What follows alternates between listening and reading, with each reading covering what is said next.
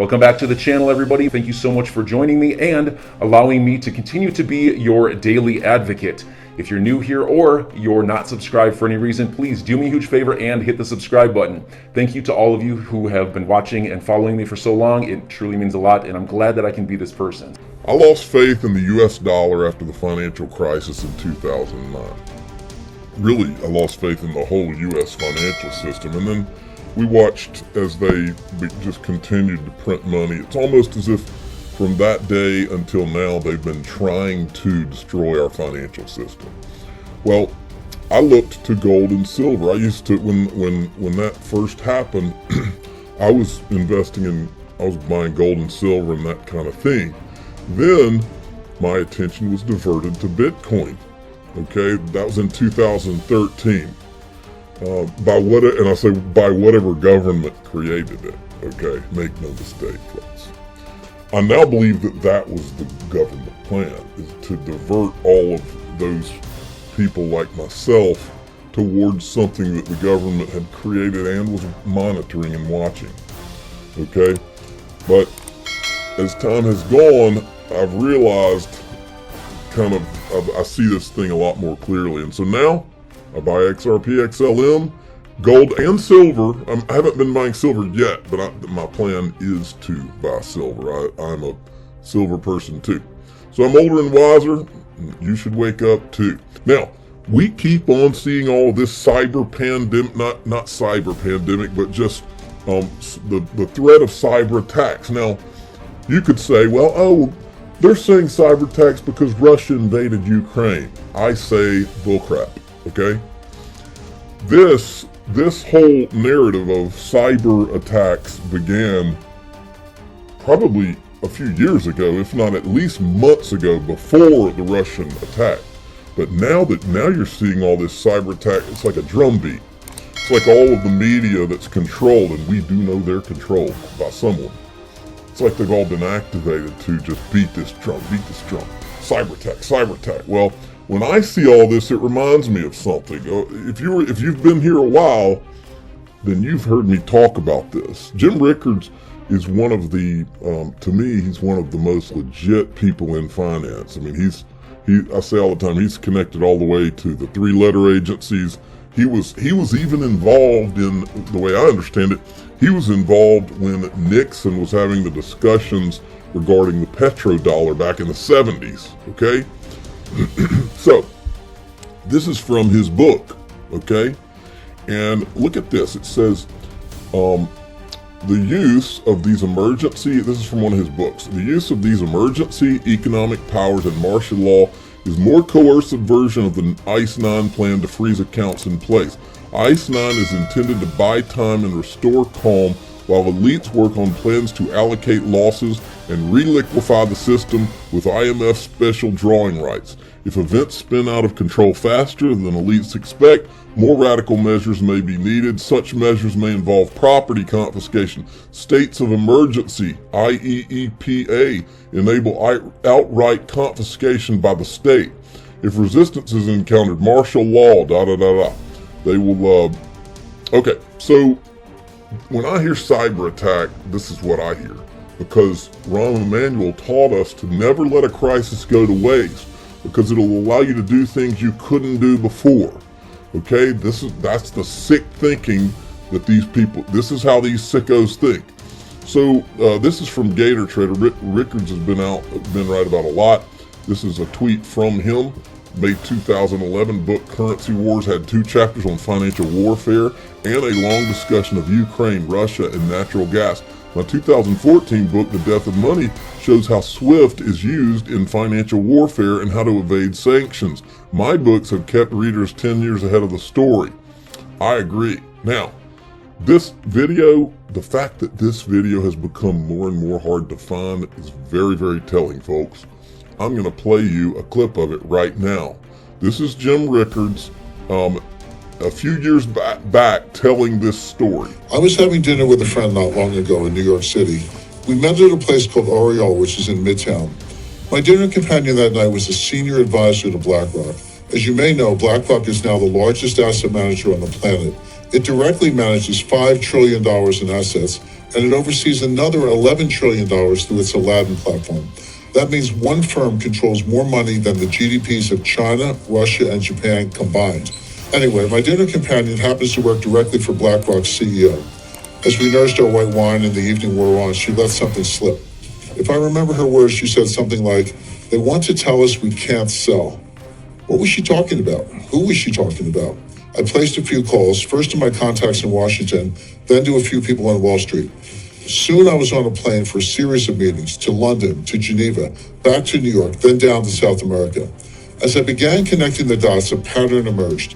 It revealed a network of more than 189 individuals positioned inside the world's major financial institutions. Some of them hold senior positions inside the IMF, World Bank, and every central bank in the G20, including our own Federal Reserve. These elites share one vision, and they're about to make it a reality. That vision is one world order, one world taxation, and one world money. They've worked. All right, now I'm not going to play the rest of it, but I highly encourage you to go to @DigitalAssetBuy and watch the whole video. It's about 10 minutes. Well worth your time. This is another clip from it that I do want to show you. And before I play it, I say, where's that crypto executive order? In fact, the biggest bank freeze to date happened right here in the USA. Of course, I'm talking about Roosevelt signing Proclamation 2039 in 1933. With one stroke of his pen, FDR shuttered every bank in America. A few weeks later, he followed up by freezing the entire gold market. Executive Order 6102 literally outlawed citizens from owning gold. That freeze lasted 41 years until Gerald Ford ended that freeze in 1974.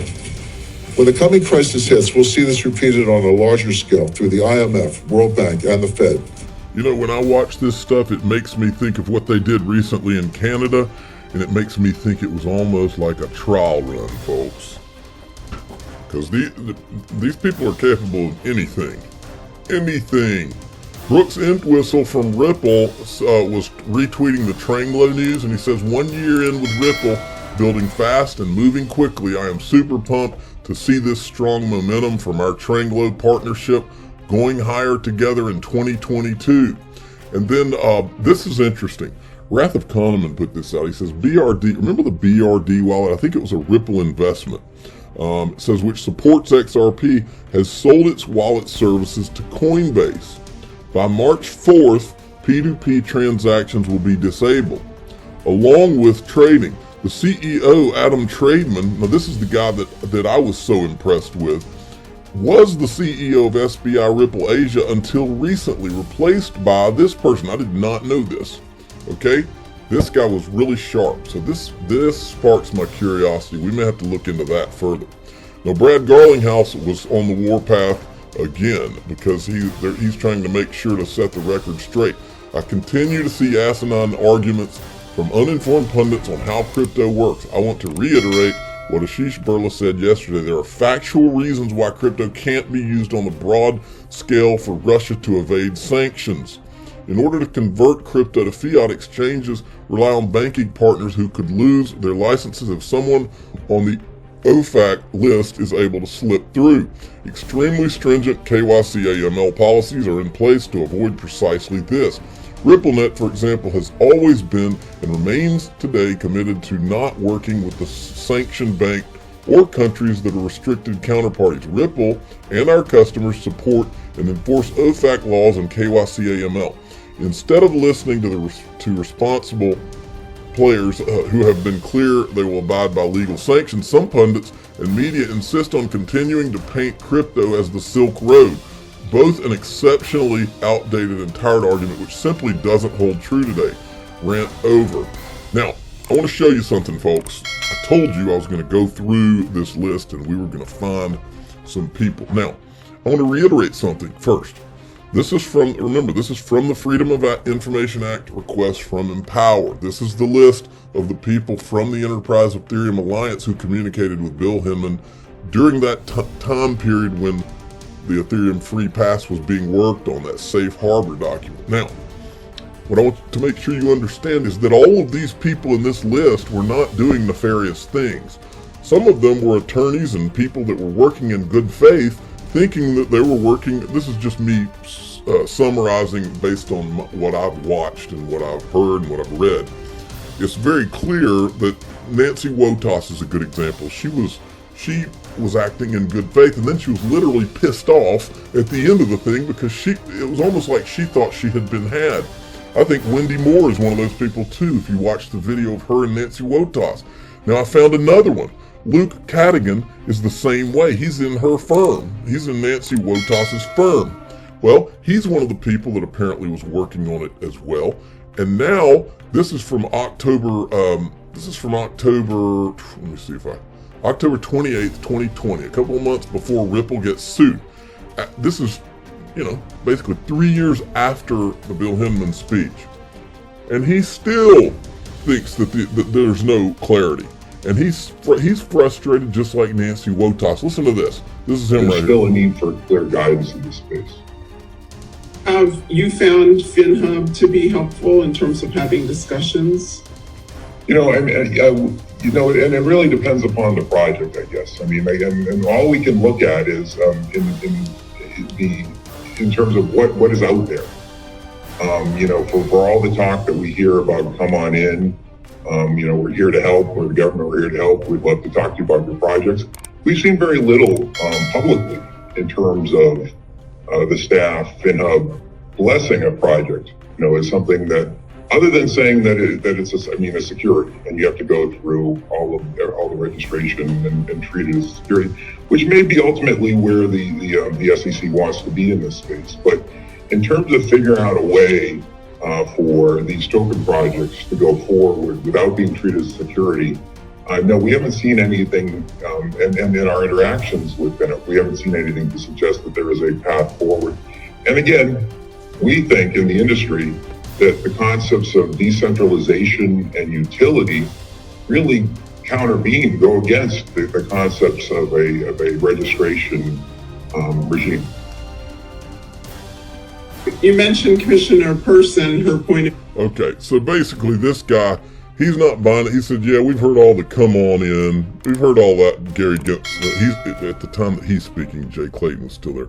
So enjoy your day, everybody. I'm always here for you. Leave any comments or questions below, and be sure to subscribe. But thanks, everybody. I really appreciate you. Enjoy your day, and I always have your back. So thanks so much, everybody.